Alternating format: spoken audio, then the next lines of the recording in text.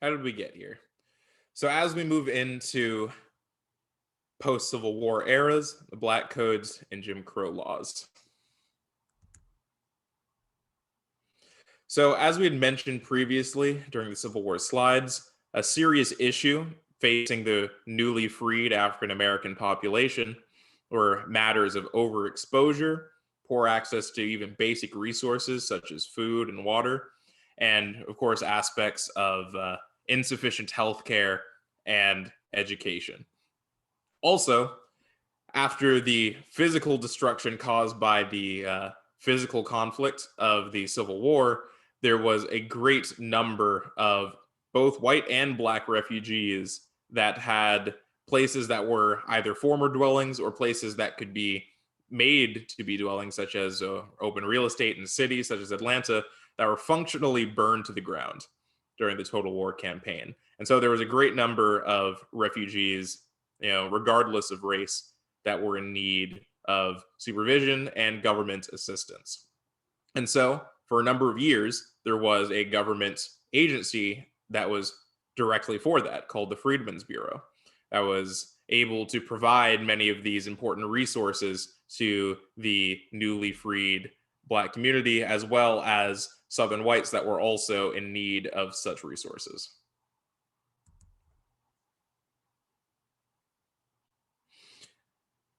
However, the Freedmen Bureau would not last for as long as it could. Very quickly after its foundation, it was immediately attacked by Southern politicians.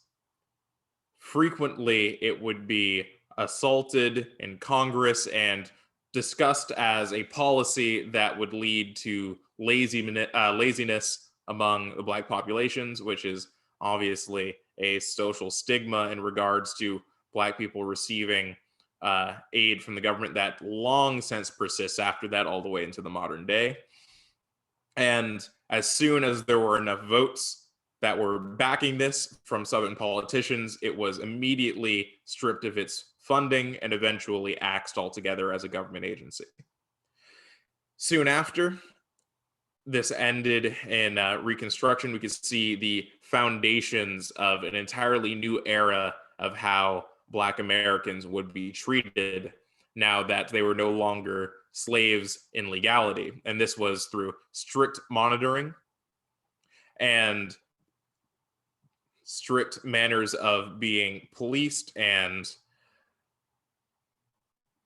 adjusted to their newfound legal freedom. And these were through manners of law called Black Codes, which in many senses were just slavery in another name. So this was through manners of incredibly strict discrimination on the state level, since matters of the federal level were a bit too difficult to touch now. But through strict control over state legislature, very strict laws that were able to almost directly target Black people were passed. In many cases, these were laws that would directly target Black people, and they were able to do things such as heavily constrict how easy it was for Black people to vote, regardless of it being a amendment guaranteed right. There were lots of workarounds and legal loopholes that you could do in order to make it impossible for Black Americans to vote. Also, you could strip Black Americans of the right to serve in juries, as was their right as citizens, as well as many other rights that were generally guaranteed to American citizenry were able to be stripped from African Americans.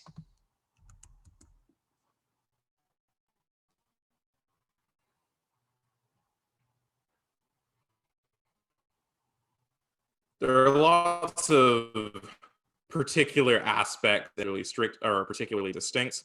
You have lots of examples of these things being particularly pervasive in the Deep South, such as in states of Mississippi, where you have specific codes in regards to how legal employment of individual types of Black people were able to be handled, even resulting in inability for certain Black peoples to be able to even leave certain causes of employment, very much feeding into the well-earned title of slavery by another name.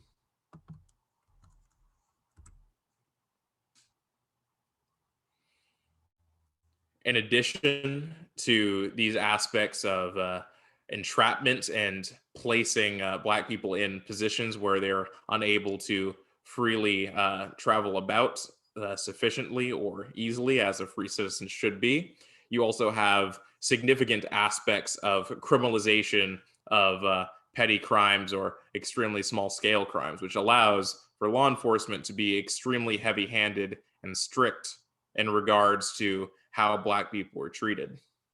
Something that very much continues into the modern narrative about criminalization of mundane acts by African American people and Black people.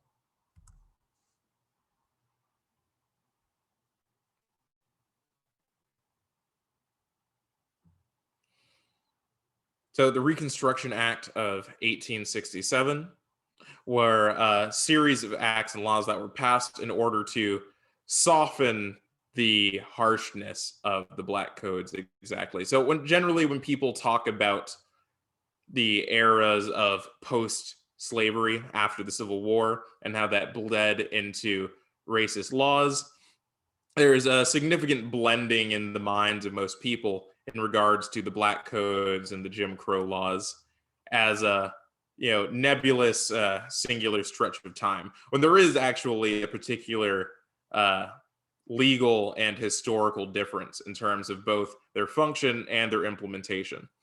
So with the Reconstruction Act of 1867 is when you get into this particular shift where you move away from the previous Black codes and into the Jim Crow laws, where the Jim Crow laws had a specific focus on separating Black and white people after the court case of Plessy versus Ferguson, specifically in regards to the strengthening of the foundations of the term separate but equal, rather than the Black codes previously, which were specifically and much more blatantly targeting the even most basic rights and freedoms of technically freed Black people.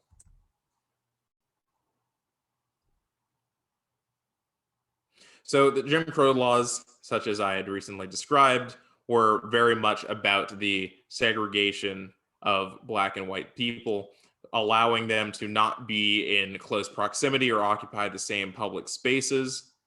This included as simple a thing as being able to associate in certain spaces outside, using things such as the same bathrooms and water fountains. And this is something that a lot of people have a clear image in their mind of when they think of American segregation and the civil rights era, is this form of law and this form of oppression.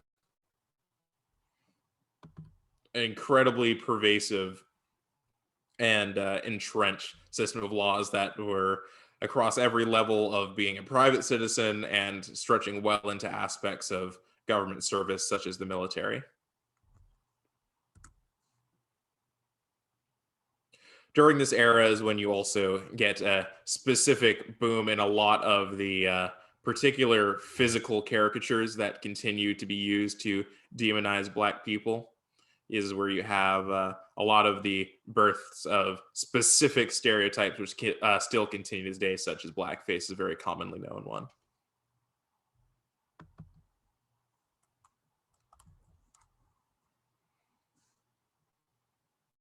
I guess that would be a second.